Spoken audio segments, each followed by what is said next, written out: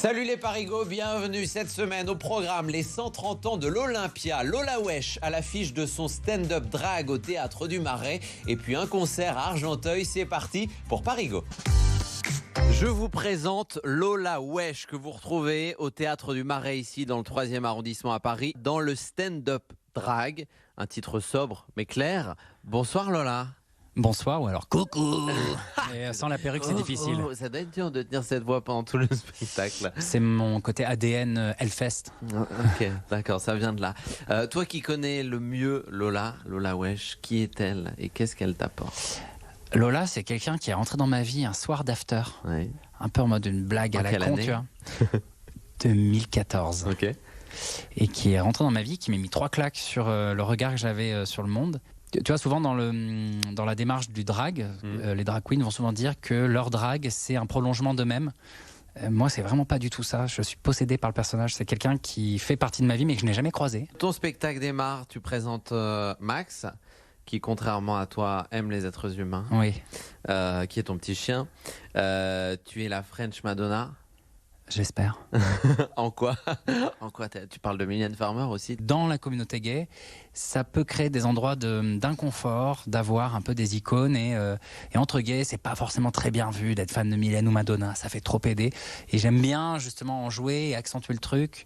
Et je pense sincèrement que détester Madonna et Mylène Farmer, c'est au fond laisser parler son homophobie intériorisée. Ok. Extrait. Ça va le marais? Ouais.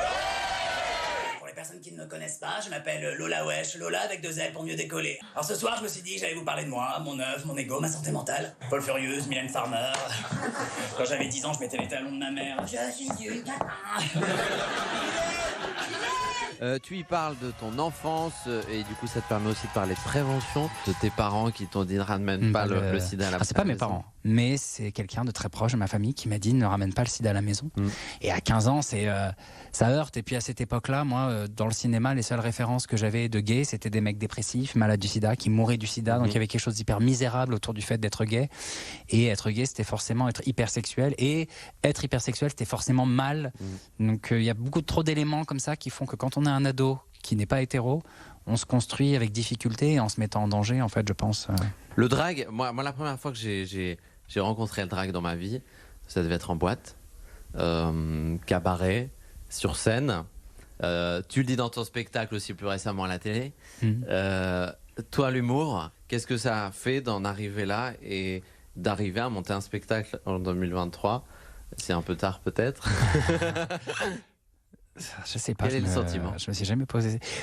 Sincèrement, au plus profond de moi, j'ai un profond sentiment de satisfaction. Parce que je reviens un peu de loin quand même. Moi, initialement, je viens du cabaret, je fais du burlesque avec des personnages masculins. Oui. Et quand j'ai buzzé sur les réseaux, j'étais pas confortable avec l'idée de buzzer à travers une imagerie dite féminine. Et il y a ce rejet assez systémique dans la communauté gay de ne pas trop aimer les folles. Et à une époque, en 2014, des gars m'ont ghosté parce qu'en couchant ensemble, quand ils découvraient que je faisais du drag, ne voulaient pas me revoir, ça les mettait mal à l'aise. Et là, j'ai une forme de satisfaction de me dire, ces gars-là, maintenant, me suivent sur les réseaux, viennent voir mon spectacle, adorent Drag Race, par exemple. Non, ils sont pas à mes pieds non plus, mais je pense que ça prouve qu'on évolue tous. Et en fait, je veux dire ça parce que moi, avant de commencer, j'avais un inconfort. Et ça me saoulait, j'étais inconfortable. Et je me souviens que j'avais vu au même moment une campagne de pub contre le sexisme. Il y a Iggy Pop avec une robe et qui dit, pourquoi est-ce que je devrais avoir honte de porter une robe? Ça veut dire que c'est honteux d'être une femme. Louis XIV. Farine plein la gueule, petite mouche, rouge à lèvres, perruque, dentelle, you. Je suis le roi soleil. C'est la puissance, le pouvoir et la virilité. You. Il faisait des spectacles à Versailles, le gars. Je crois que c'est la première drag queen du monde. Est-ce qu'en étant, en pratiquant le drag, on arrive sur un look, sur un caractère? Est-ce qu'on va vers une caricature parfois? Comment et tu le disais, c'est pas quelqu'un que tu as rencontré, cette Lola Wesh. Ouais, on se croise à chaque fois. Comment tu la vois et qu'est-ce qu'elle te permet de donner? C'est cette espèce de tante célibataire féministe sans âge, intemporelle, qui peut être un peu gênante, tu sais, qui attend un Madison et en même temps danser sur la musique techno. C'est un peu vieille bourgeoise, mais en fait elle est prolétaire. Enfin, c'est comme ça que je l'imagine. L'américaine glamour qui essaye d'être une pin-up, mais ça marche pas.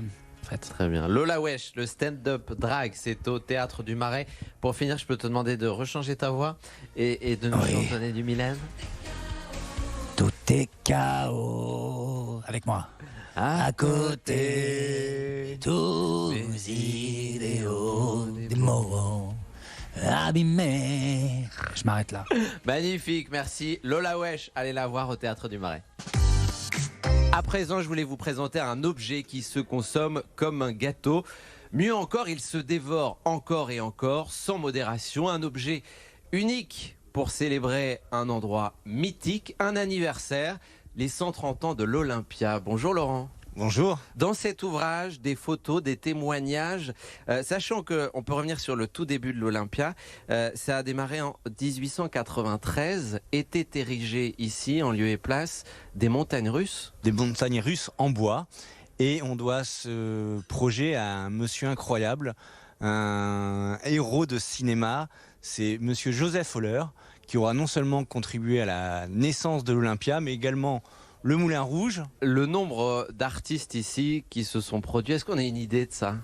Alors je ne compte plus, je ne sais pas si quelqu'un a compté, mais parce que l'ouvrage part de Brel à Aloïs Sauvage, donc c'est vraiment, tout le monde y est. C'est un large scope, effectivement.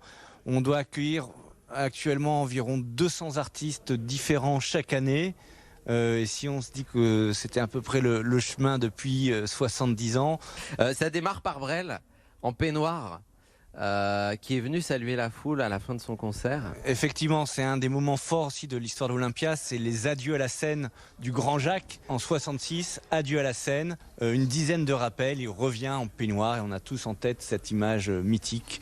1929, le lieu est devenu un cinéma. C'est-à-dire qu'ici, ça n'a pas toujours été un musical parce que c'était ce que c'était après les montagnes russes. Alors effectivement, l'histoire de l'Olympia, c'est l'histoire du Phénix. Alors celui qui participe à son aventure cinématographique, c'est Jacques Haïk, qui sera également le fondateur d'une salle qu'on retrouve sur les grands boulevards, le Grand Rex. Le Grand Rex. Pendant la Seconde Guerre mondiale, le lieu est occupé par l'armée allemande, puis l'armée américaine, je crois. Et donc, qu'est-ce qui va se passer justement ensuite? Qu'est-ce qui va faire que le lieu renaît? C'est monsieur Bruno Cocatrix qui le rachète et en 1954, ouverture de l'Olympia avec ses lettres de feu, ces néons si particuliers qui marquent la légende des artistes, avec monsieur 100 000 volts, autrement dit Gilbert Bécaud. Cocatrix, après avoir dirigé Bobino, qu'il arrive ici. Exactement. Il a fait appel à pas mal d'artistes. Alors, on a Georges Brassens, Louis Armstrong, Joséphine Baker, Dalida, Ray Charles, Johnny Hallyday, Jacques Brel, Léo Ferré, Barbara, les Rolling Stones et bien d'autres. Vous on a oublié les Beatles en 64, en première partie de Sylvie Vartan. On pourrait passer la journée à faire une liste. Vous, et je sais que vous êtes précurseur de cet ouvrage, vous avez commencé à travailler dessus en 2019. Quels ont été quels sont les moments forts que vous aimez retenir quand vous ouvrez ce bouquin? On a souhaité donner la parole à tout l'écosystème, à tous les gens qui contribuent de près ou de loin à la vie de l'Olympia. On peut voir là juste derrière les équipes techniques qui sont en pleine action pour préparer le spectacle du soir. Et chacun a amené une petite anecdote sur cette salle incroyable. On a retrouvé aussi des photos merveilleuses comme celle de Joséphine Baker qui va au bar Marilyn, qui est le bar backstage de l'Olympia, avec son cheval qui viendra boire dans l'abreuvoir. Donc voilà, des moments vraiment incroyables. On parle de personnes, justement, vous me disiez que ça fourmillait dans les coursives. Et ben vous, c'est quoi le concert que vous avez aimé vivre ici, ou vous aimeriez vivre un jour? Alors, moi, il y a un concert qui m'a vraiment touché. C'était le concert tout récemment de Lana Del Rey, en juillet 2023. 10 jours avant, elle est à Londres, concert de 40 000 personnes à Hyde Park, et elle fait un rêve, et son rêve c'est de venir jouer à l'Olympia. Et on arrive miraculeusement à trouver une date. L'histoire elle est belle et elle est longue, celle de l'Olympia qui a 130 ans. Merci à vous. Je vous remercie. Et allez acheter et découvrir cet ouvrage, l'Olympia, scène de légende avec un S. Allez, on se quitte en musique et un concert prévu le 9 décembre à Argenteuil que je vous conseille, celui de Sandra Nkake. Je vous souhaite une excellente journée, prenez soin de vous et à très vite sur BFM Paris Île-de-France.